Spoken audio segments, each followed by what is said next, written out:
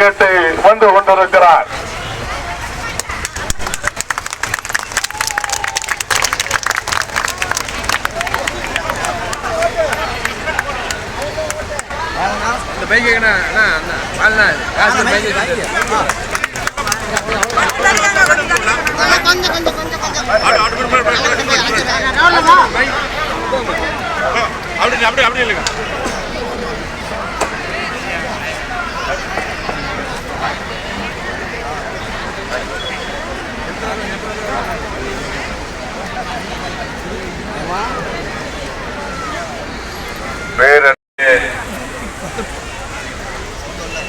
பெரியவர்களே, தாய்மார்களே,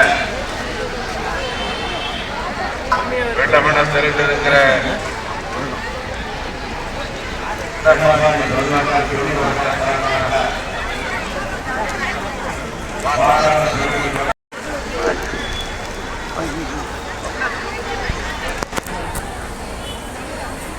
இந்தியா கூட்டணியின் சார்பாக திராவிட முன்னேற்ற கழகத்துடைய வேட்பாளராக உங்கள் அத்துணை பேருக்கு என்னுடைய பணிவு கலந்த வணக்கத்தை தெரிவித்துக் கொள்வதோடு நீங்கள் அளித்திருக்கிற இந்த சிறப்பான வரவேற்பிற்கு என்னுடைய நன்றி மலர்களை, இதயபூர்வமான நன்றியை உங்கள் பாத மலர்களில் சமர்ப்பிக்க கடமைப்பட்டிருக்கிறேன். அன்பு பெரியவர்களா, இந்திய தேசம் சுதந்திரம் அடைந்ததற்கு பின்னாலே 17 பொது தேர்தல்கள், நாடாளுமன்ற தேர்தல்கள் நடந்தேறி இருக்கிறது. இது 18வது நாடாளுமன்ற தேர்தல் இந்தியாவில். பாராளுமன்றத்திற்கு நடக்கிற தேர்தல் என்று சொன்னாலும் கூட, யார் பிரதமராக தேர்ந்தெடுக்கப்பட வேண்டும் என்பதற்காக நடக்கிற தேர்தல் என்று சொன்னாலும் கூட, இந்த தேர்தல் தமிழ்நாட்டுக்கு மிக முக்கியமான தேர்தல் என்பதை நீங்கள் உணர்ந்திருப்பீர்கள். 10 ஆண்டு காலமாக இந்தியாவை சீர்குலைத்திருக்கிற பாரதிய ஜனதா கட்சியினுடைய பிரதமர் தான் நரேந்திர மோடி அவர்கள். இந்த நாட்டை சின்னாபின்னமாக்கி சீர்குலைத்திருக்கிற பிரதமர் தான் மோடி அவர்கள். பயன்படுத்துகிற உரத்தின் விலை, இடுபொருளின் விலை இன்றைக்கு விண்ணை முட்டுகிற அளவிற்கு உயர்ந்திருப்பதை இந்த நாடு உணர்ந்திருக்கிறது.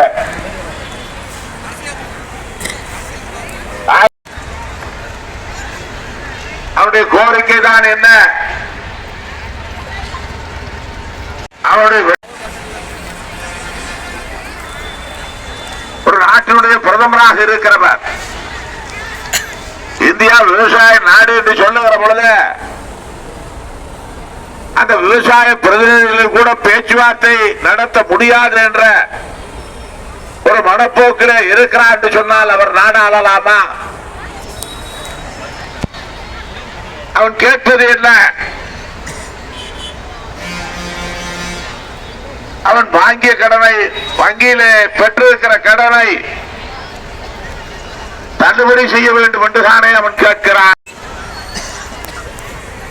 பாடி மக்களுக்கு தெரியும், இந்த ஆட்சியிலே தான் இன்றைக்கு நெசவு தொழில் அதலபாதாத்திற்கு சென்றிருக்கிறது. இன்றைக்கு 70% தொழிலாளிகள் விசைத்தறி, கைத்தறியிலே ஈடுபட்டிருக்கிற நெசவு தொழிலாளிகள், மனிதனுடைய மானத்தை காக்கிற, ஆடையை தைக்கிற தொழிலாளர்கள்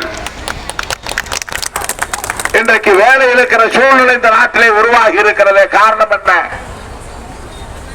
மோடியினுடைய ஆட்சி. நெசவு தொழிலுக்கு கொள்முதல் பண்ணுகிற அத்தனை பொருள்களையும் பஞ்சுக்கு வரி, நூலுக்கு வரி, உற்பத்திக்கு வரி என்று சொல்லி